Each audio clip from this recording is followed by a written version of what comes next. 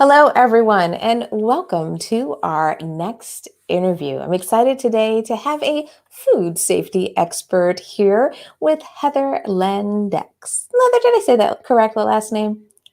Yeah, you did. Perfect. Perfect. And I'm really excited today to dive in because not only will we be talking about Heather's new book, which is hot off the press, I also want to talk about how kind of veganism and food safety and the kind of challenges that many of us and many people have been struggling with as far as managing things like allergies and so forth. How does that translate into where veganism may go? Translate into maybe how the restaurant industry is going to develop over time, and more importantly, how Heather is making change happen through not only her personal experiences, but bringing these expertise to the table. So, first, I just want to say welcome, Heather. Thanks for joining me today. Thank you so much for having me. I'm excited to be here. Oh, I'm so glad you're here as well. So, before we dive into really the book and everything you're doing now, let's give everyone a little bit of history. Let's give everyone a little bit of history of what you have been doing and what got you to this point. What got you kind of down this path of being an expert and bringing together kind of this veganism and this new future for it as far as food safety? Well, I suppose it starts as far back as 18 when I decided what I wanted to do at university was biology. And as soon as I graduated, I decided I want to be a conservationist.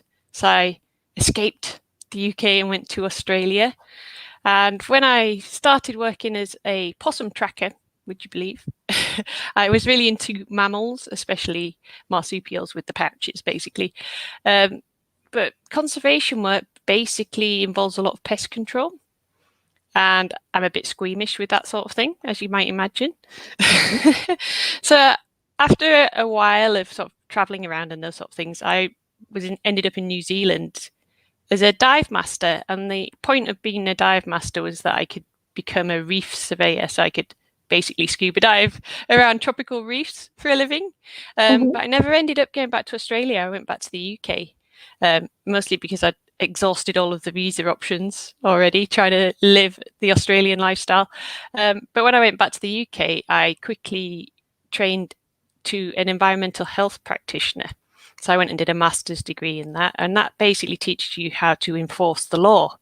And obviously, I have a background with bacteria in biology, and so I have a natural affinity for food. And my first job when I graduated was in a council. And working in the public sector is also a bit like punishing people, judging people. You maybe have to really persuade them just to meet the legal minimum. Yes. and so it wasn't really suited to my friendly personality. So I quickly switched to the private sector, and that I really like. I like training people. I like talking about examples. I have a lot of humor around bacteria and infections and these sort of things that people don't really feel comfortable talking about. Um, and then I moved to Denmark because I married a Dane and I had a couple of Danish children. And one of the jobs I did during maternity and those sort of things was inspect hotels Okay. for safety. And then more recently, until COVID hit, I was looking at brand standards in restaurants. So I've been in thousands of restaurants, kitchens, and trained a lot of staff. um, but in this time, in about 2018, I became vegan. And then about 6 months later, I had a severe allergy attack. And this sort of changed my perspective about some of the things you read on the back of vegan food, Hmm. like may contain milk, for example. Because Yes. whilst I was at the hospital thinking I was Oh, dying of goodness. anaphylaxis, yeah, I was in the back of an ambulance, and I thought at that time, I thought for about 20 minutes I was going to die. And then it just turned out it was a bad allergy. They gave me some drugs and that sort of thing. But Hmm. the anxiety was there for ages. And I it can took a long imagine. time to see a specialist, and they lost my results once as well, which didn't help. Uh, but for those 4 months, the doctor had sort of indicated it might be milk. And I said, but I'm vegan and I'm a Yeah. food safety specialist. Like, I should know these things. And she said it's really common that people have a reaction to vegan food because it's not at all legislated what that means. Mm. So if you said it was free from milk, that means zero milk can be in that product. But if it's vegan, the contamination isn't really a legal matter. Get it. And that's maybe a bit angry enough to write a book during lockdown about how it's inclusive. It makes you exclusive if you're inclusive. So if you can include vegans, and especially if you had a vegan option that also is allergy friendly, you can promote that. No one seems to promote the fact something is contamination free, and it would sort of compare every other product. So if you have a product out there that is free from milk, egg, shellfish, and fish, very common allergies, life-threatening allergies, and often in different age groups as well. Like milk and egg is very common in children. Fish and shellfish might come on later in life. And for me, I was in my 30s, and suddenly I've potentially got life-threatening allergy. Surprise! So I think life as an allergy sufferer is really restrictive because you can't be anywhere where there's food. Yes. And that affects every business. That's not just food businesses and restaurants and hotels, although they're my favourite, given my background. But if you have a workplace and it involves food or meetings or conferences or any of this sort of schmoozing clients, you have to think of a place that's inclusive. Or you might have a client that can't eat. Yes. And that's where the idea behind the book started. But in the book, there's 50 other expert opinions from the industry.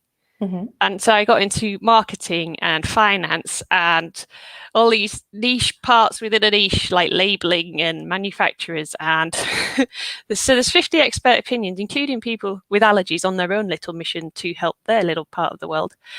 And even the vegan brands and the vegan standards. Yes. It's like they don't see each other.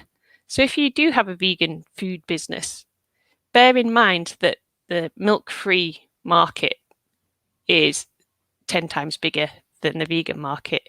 And it's a similar thing with plant-based, that 80% of the people eating in a vegan restaurant are not vegan. So why are they there? Are they there because they're with the vegan, which you might assume? Are they there because they're plant-based and they don't want to call themselves vegan? Or are they there because they have a life-threatening allergy to one of the animal products? Or is it because they feel comfortable because there's not in that local area, there's not, maybe a religion isn't supported. There's other minority groups where they might have a health condition where they have to avoid a certain ingredient. And it seems like these people at the moment, in general, are very excluded. And they're not a part of the community. And it's quite sad, but it's also leaving money on the table, which is the subtitle of the book, because it's basically a perspective shift. If you change your mindset and you see these people that are just waiting to be served, you have a really open market. There's no competition. Yeah. And I think that's the key is at vegans, we want to be inclusive. Do you know what I mean? Like we have the desire to be.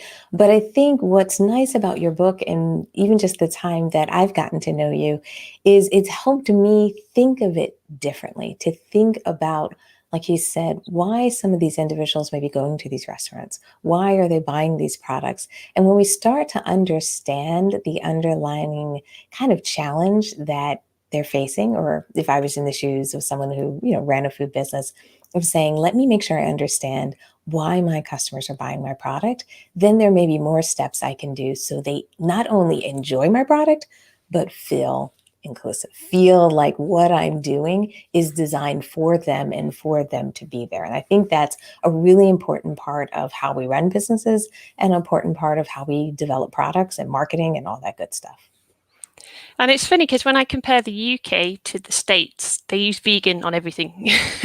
Whereas in other countries, it might be that plant-based is cooler or more accepted, or vegan might be disliked by some people.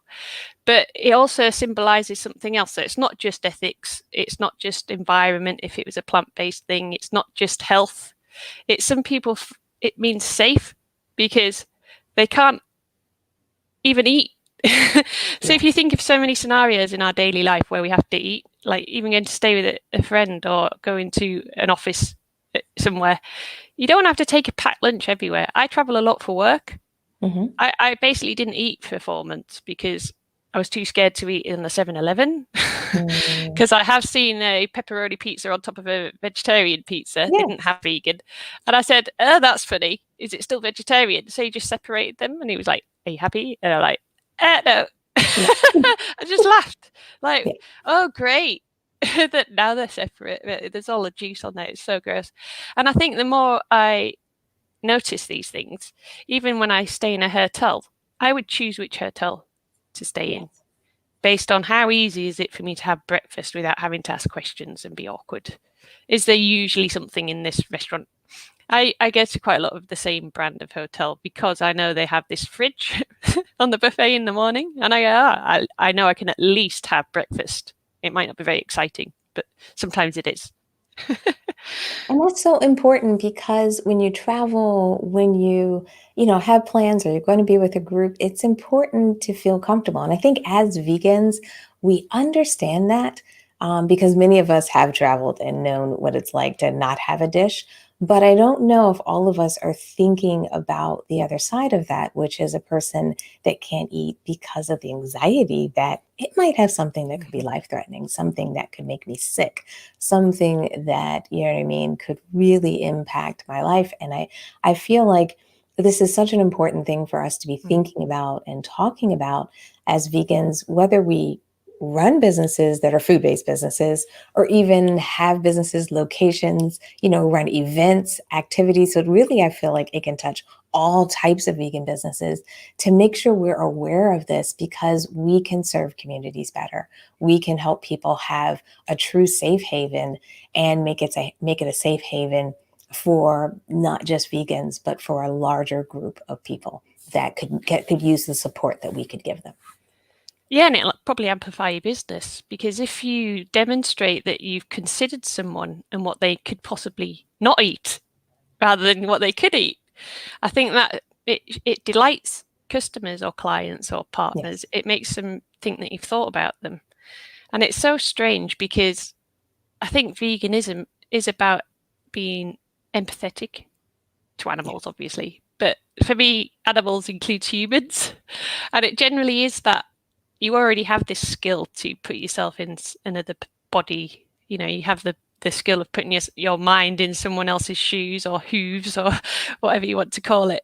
And I think you're already at an advantage. So if you were to try and do something that involved milk free or egg free or anything to do with shampoos and things like that, we vegans are used to looking at labels. We understand exactly how hard it is sometimes to be able to eat.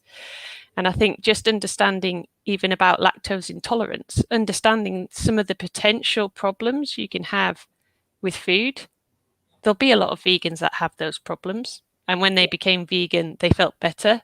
And they'll realize maybe I was lactose intolerant. Maybe I had an intolerance to something else or an allergy. And it's amazing how many vegans don't know that if you've stopped eating milk, maybe for a few months, can be 25 years, you will gradually become lactose intolerant. It's natural to be lactose intolerant. And I think I call it milk poisoning. If you get milk poisoned, you might think you have IBS or you might think you have food poisoning because the symptoms are very similar. And for me, they're even worse than food poisoning sometimes because I'm very sensitive. But Mhm. it's if someone mixes two products that look the same because you've got the non-dairy and the dairy, then that's why I get this really extreme reaction because it contains milk. Yeah. And and there's probably very little in terms of the law that protects us from that. And I'm saying in my book that just because we haven't got a life-threatening allergy doesn't mean that we don't have injury from eating something we don't want to eat. So in Yeah. terms of veganism, if someone fed you vegetarian, you should be able to sue. Or at least complain and be taken seriously because it is being sold something that's not suitable. And that's a consumer protection. So there are all these different aspects of the same problem that vegan food is not always free from animal products. Yeah. And I And that's think it can quite be tricky. scary. It is kind of scary. And I think it's kind of tricky, especially when start to dine at non-vegan restaurants, meaning restaurants that aren't completely vegan and they're trying to accommodate.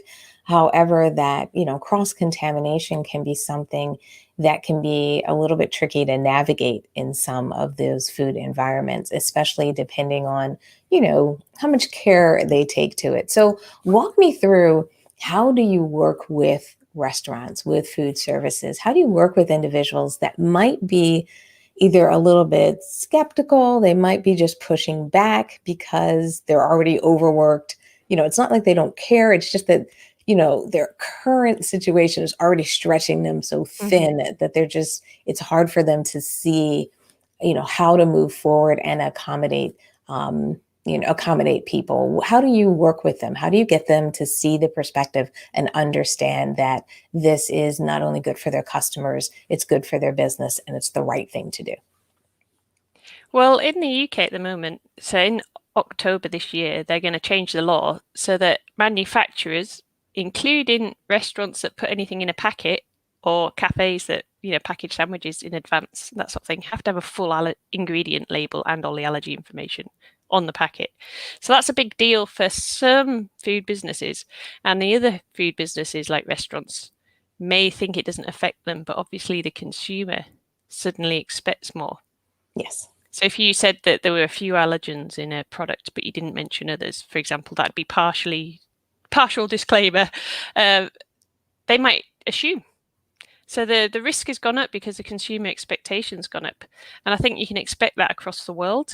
And even in the US, they're going to add to the allergy list. It's not going to be the top 8; it's going to be the top 9. They're going to add sesame. And I Oh, think yes. that will happen in the world. There's an allergy epidemic right now. They don't know why people are getting allergies, even children, and they don't really know the root cause. You might say peanuts is the root cause, but actually, peanuts isn't the problem. The problem is that we're developing allergies and our immune system's not working properly. And after COVID, there's going to be a lot of stressed people that affects your immunity. There's going to be people who've had COVID that affects their immunity. Even the vaccines affect your immunity. So Yes. just expect it. This is the way it's going. And with more vegan claims on food, more plant-based claims on food, you need to be able to distinguish between the good ones and the bad ones. Absolutely. Now, do you feel that the consumer will understand everything that's going on? And the reason I say that is sometimes there's like the laws that are moving forward, there's the practice of it in the restaurants in our places, and then there's the hope and dream that we have as consumers, and not all three of those things line up. So, do you feel like there's something that's going to help bring those things together, or you think there's just going to be a lot of time where we have to figure out what we think and what is and what's in Mhm. packaged versus restaurants? All those things will start to gel together so that I think people can walk in with the right expectation. there's a huge development in this area, like menus that are now electronic, that the potential is so huge that you can actually deliver really accurate information about ingredients. What then is the problem is you need to deliver information about what the risk of contamination in the restaurant is Mm. and what your controls are and how you're trained, because there's a chronic lack of training across the world. And even they're naming this, it sounds really dramatic, but they're naming laws after dead children. That's what they're doing Mm. out in the world. There's Natasha's Law in the UK, which is a big deal across the pond. I've seen it in the press there as well. And Okay. it's because it was a loophole in the law that caused her death, because it was a fair assumption she made. Like, I could understand why a consumer would think that, because she ate a sandwich that didn't have the thing she's allergic to, which is sesame, which is now on the US, coming on the US list. And then she was on a plane, and what can you do about it? There's other laws as well that is about EpiPens, because it's not like they're available everywhere. There's all these rules about medications. Mhm. And then in the States, there's Elijah, who was a little boy that was fed a cheese sandwich when he had a dairy allergy and he died. So now they want to train that particular focus group on being allergy aware. But I think what the main problem is in the world, including the allergy sufferers, everyone thinks it's an extreme minority when it's Mm. becoming normal. And it's definitely normal to have a dietary preference if it's not an allergy and intolerance, or vegans, or plant based. And there's all the religions as well that Yeah. want to avoid animal products. So you can Yeah. have this inclusive dish that's basically hardcore, allergy-friendly vegan option is the answer to a lot of restaurants' problem, because they don't even have to think. Someone orders something, they can even add, animal products to it later if they want, if the customer would want that. Well, let's hope Um, not. yeah, if they're avoiding milk, they can add some of the other things we probably don't want to add. But this inclusive dish is just a simple solution to a very complex problem.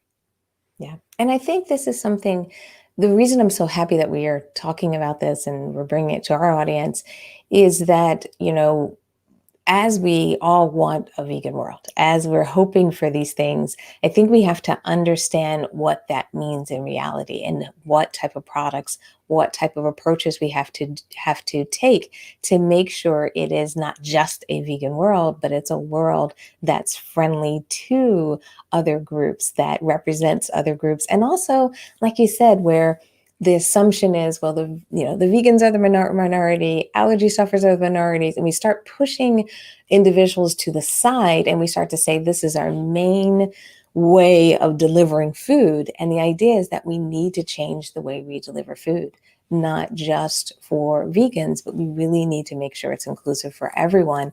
And that inclusive approach, I really feel like it aligns well with veganism, because not only from a kind of practical and also, like you said, from an ethical standpoint of, putting ourselves in other people's shoes, but we can start to create dishes that cause less harm. We can start to create dishes that feel safe. And I really feel like this is something as vegans we should be thinking about. We should be figuring out, how do we champion and how do we get behind it as well. And I think with vegan products, it's not just vegans that are attracted to the word vegan. And Yes. I think you can really target these extreme allergic people because your product is superior to the mainstream products. And when you're advertising, if you say it's like a bit like if you say it's something's ethical or cruelty free, nobody wants unethical or more cruelty, please. And I think when it's allergy friendly, you can just say it's clean. You can say it's not contaminated. No one wants extra stuff they're not sure about in their food or in their product. And I think it's the transparency that you're offering as well. Yeah. And And I there's a love whole that. sustainability goals, and the whole world is going to return to that. I think once they stop using disposable items because they're scared of COVID, I think it's going to be back that it used to be a very high priority to be more sustainable.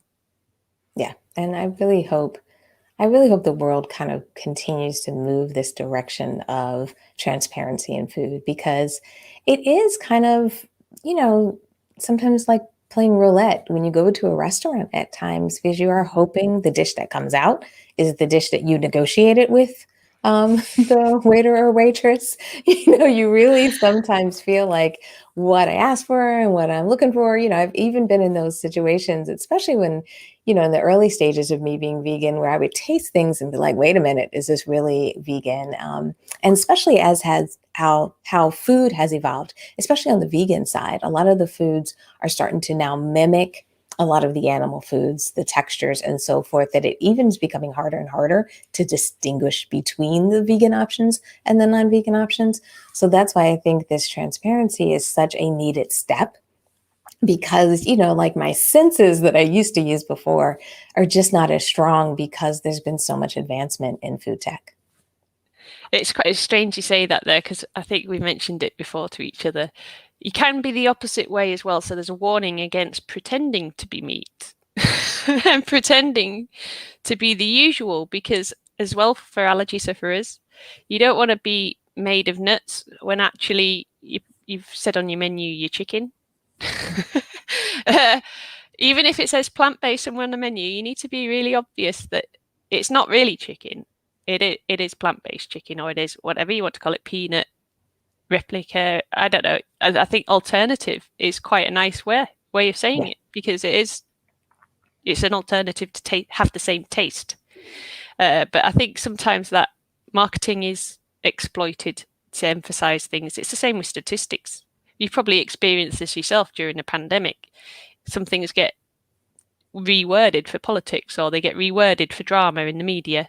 And it's the same with allergies. Like peanuts are really dramatic because they have the reputation for being killers in children. Okay, but they're not actually the priority. The number one spot is milk for killing children even. And actually the highest number of milk allergies is in the under fives. So Yeah. that's not even their consent.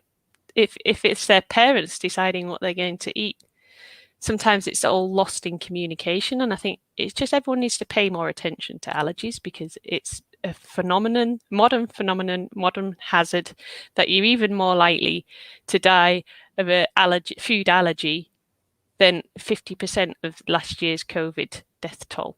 That is amazing statistic. I haven't got any way to back it up from the original data, but that's what's reported on Wikipedia. So everyone's thinking about peanuts when actually they should be worried about milk. And that's the thing, like when you hear this information, when you find out, maybe for a lot of people, this is kind of an aha episode, Mhm. because I know for me it was when I was, doing a little bit in advanced research before we talked. Do you feel like there's a role for vegans to play in helping support this? Like, what should we be doing, even not just as business owners, but just as consumers, to help create this transparency, help create this safe space? How much of that responsibility should be on our shoulders? Definitely complain. Be vocal when you're treated like you're being annoying. You are entitled to ask about ingredients. You can mention you have a lactose intolerance. It's very likely if you're vegan, uh, because it's not taken seriously. It's not even respected. It might be cooked in the thing or touching the thing you're trying to avoid. And I think it's a taboo subject, as it are all health issues like related to allergies and stuff. Even intolerance can cause some uncomfortable to talk about symptoms. That these people in these minorities are actually making up 40% of the population, at least in the UK. That they're not alone. They do have a right to be included. And of course, there's always the extreme. It, the Food Standards Agency in the UK say it's 1 in 1,000 people have anaphylaxis to food.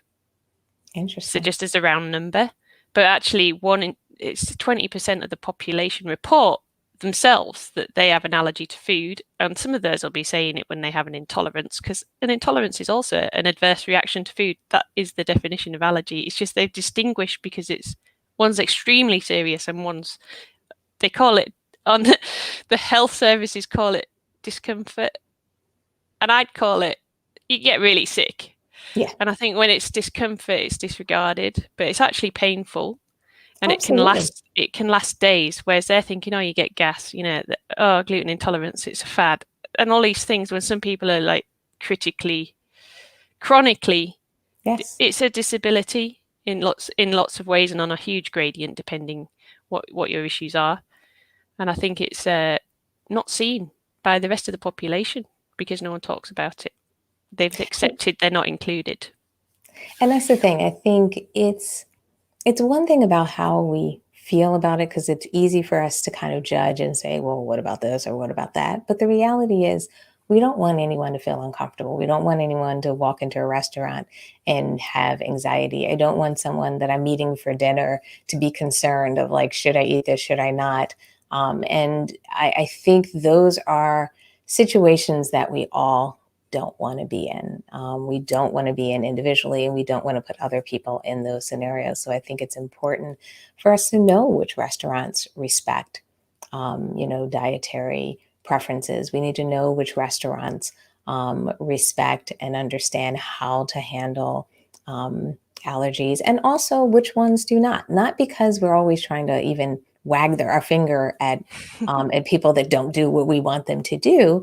It's just that I think it's important to reward the companies that do Mhm. support us, that do support, because it's easy for them to do a lot of that work, in the back of the house, a lot of that work on educating, cleaning up their menus, and not be recognized for that hard work, and be really seen as a distinguishing factor when you're choosing a restaurant, choosing food products, choosing businesses to support. So I think this is something that, we all should be thinking about, because it's important to reward businesses that support our way of life. I do talk about this a little bit. I did call it vegan magnetism, but we ran out of space in the book. And it is that if someone with a dietary preference, such as a vegan or an allergy sufferer, recommends to you a place to go that they're nice to you, they're not going to be jerks when you walk in, Yes. you're unlikely to get poisoned, unlikely to be embarrassed or ridiculed, and Yes. unlikely to have consequences afterwards, or whilst you're there, in my case, sometimes. And that risk is part of the consumer journey. Yeah. But they do that, they do the whole oh, you don't have any resistance to people paying. You don't want them to be resistant from ordering. Well, why are allergy sufferers sent to a PDF or not even?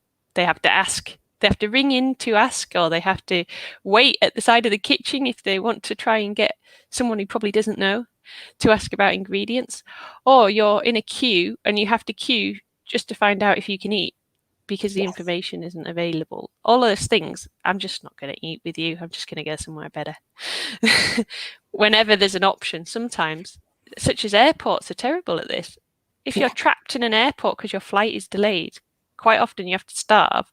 And especially for allergy sufferers, they don't want to eat before they go on a flight because that's what happened to Natasha. So if Yeah. there was something wrong with their food, that is the critical time that there would be no emergency services.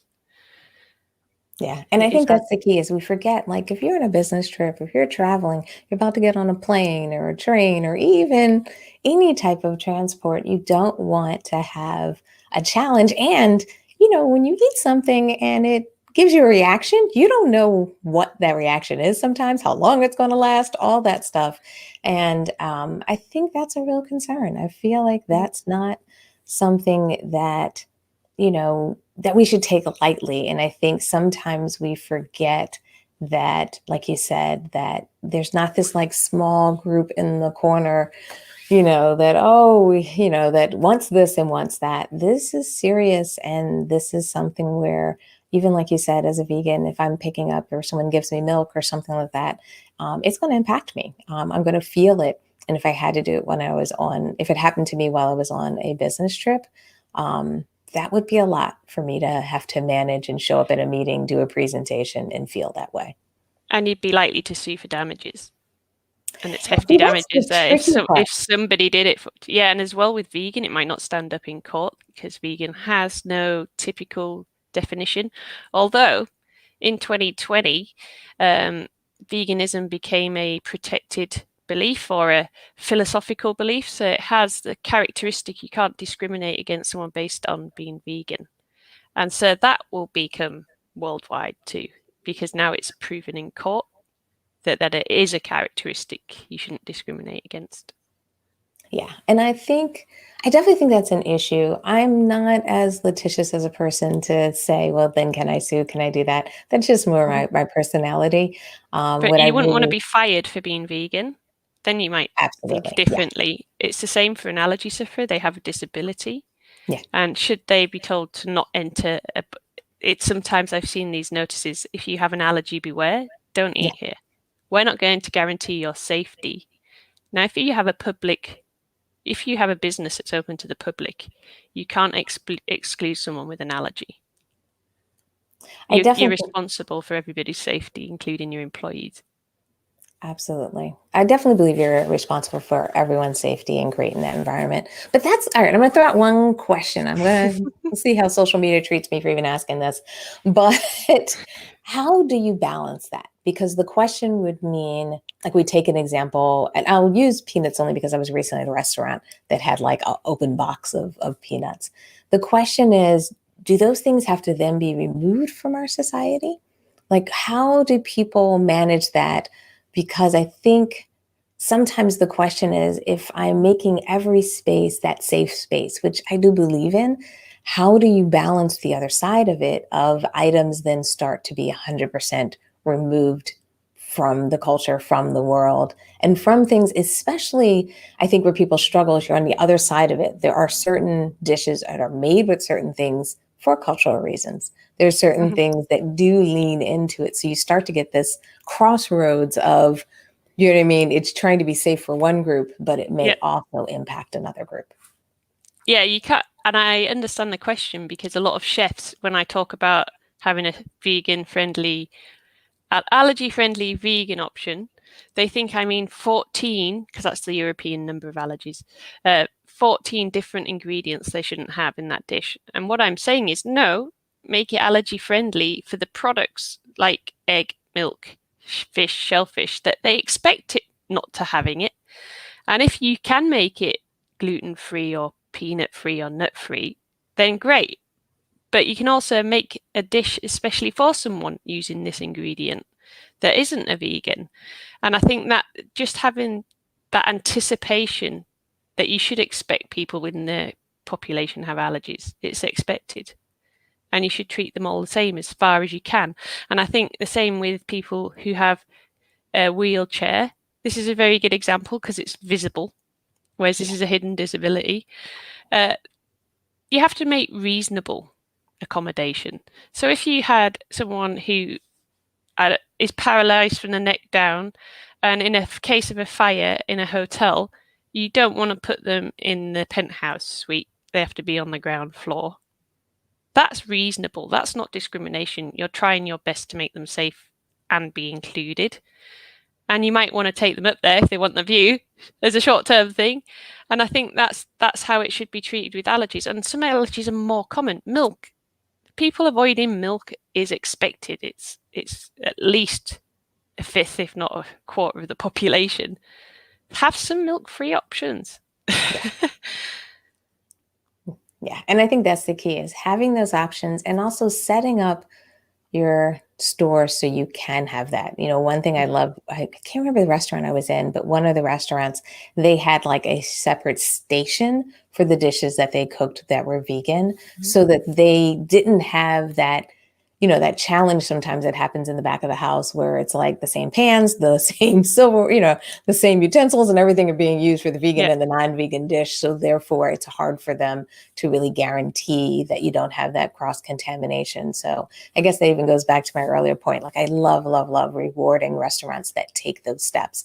I love businesses that take those steps and talk about how, they choose co-packers that don't have, the facilities. And they need to market that, because they Yes. might not even make the most out of that.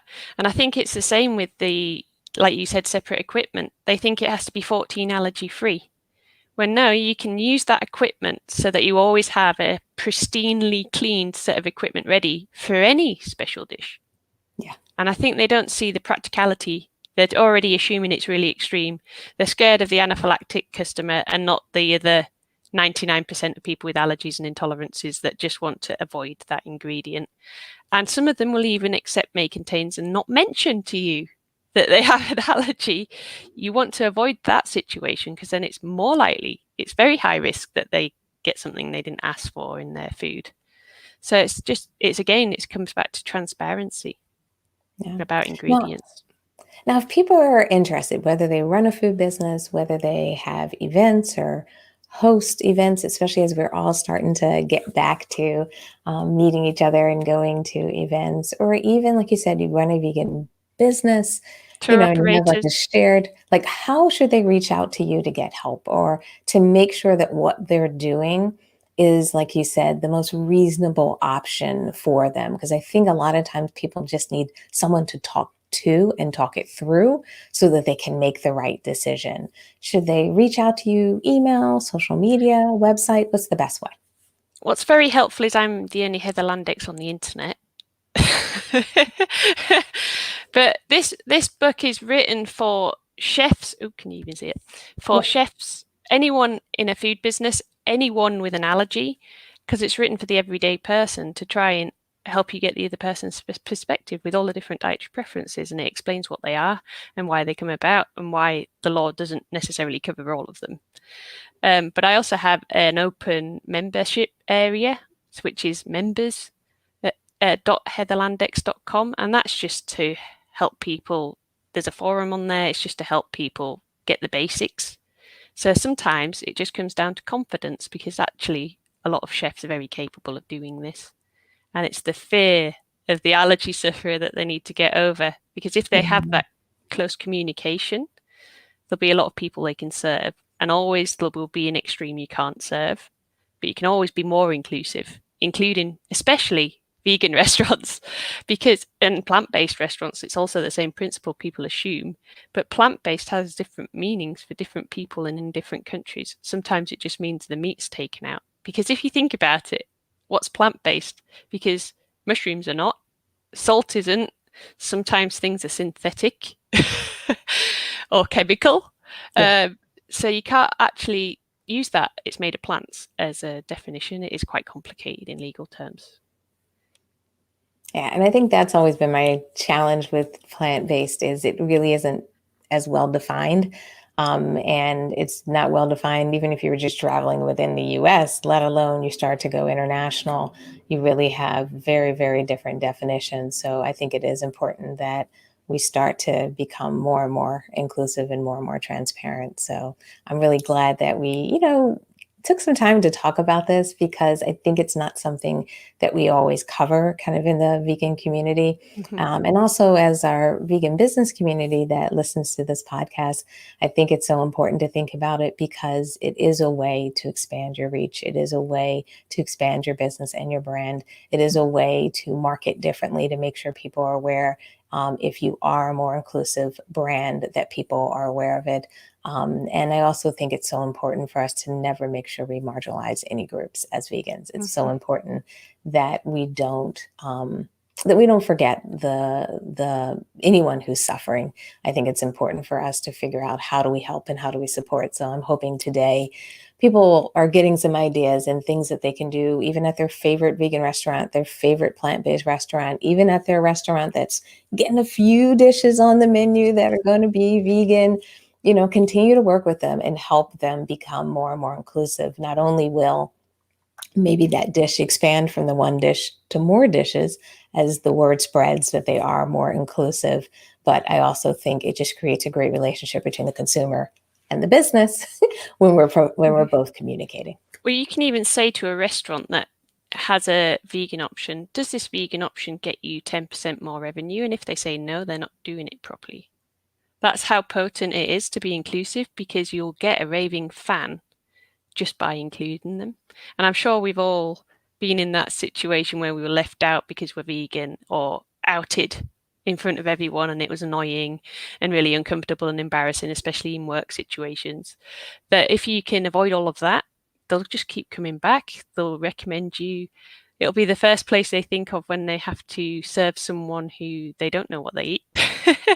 Because that's the really important thing about vegan food is it is very inclusive. It includes the religions. If it's vegan, it matches most religions, and obviously you're not going to get baptized or any prayers said just because it's vegan, but it might be the only option for a lot of people and a lifesaver in some situations if they don't want to compromise their ethics or health. Absolutely. No, absolutely. So thank you, Heather, for taking a little bit of time with me today to cover this topic, to expose people to this challenge that we all as a community should think about how we can play a role to move things forward. And also, as we start to understand, like I said, the impact of a vegan world, what does it mean and how do we be more inclusive, I think is so important as we move forward, as we continue to ask people in the world to change. We want to make sure it becomes a safe haven for everyone. So thank you, Heather, for joining me today. Thank you so much for having me. It's Oh, always and then you're wonderful going to be talking to you. speaking. You're going to be speaking at a conference tomorrow at a panel, right? Tomorrow, right? So in the UK, there's Food Matters Live, and it's all about free from foods and consumer trends. And I'll be on a panel there at 2 p.m. in CET time. Perfect. So if anybody is listening, watching, make sure you check it out. If you miss it, do you know if there's going to be a replay? I'm just curious. I think if you go, it's on for 2 days and you get replays. I think you have to register, and then you get access. Yep. Okay, perfect. But if you miss it, guess what? You could always get a copy of Heather's book. We actually have a coupon code in the description, so make sure you grab it so you can get a discount. And it can be a great way for you to get started on the process by getting Heather's book, whether you're a consumer or whether you're a business. I think it's going to be a great asset for all of us as we start to move forward and make change and be more inclusive. So thank you, Heather, for your time.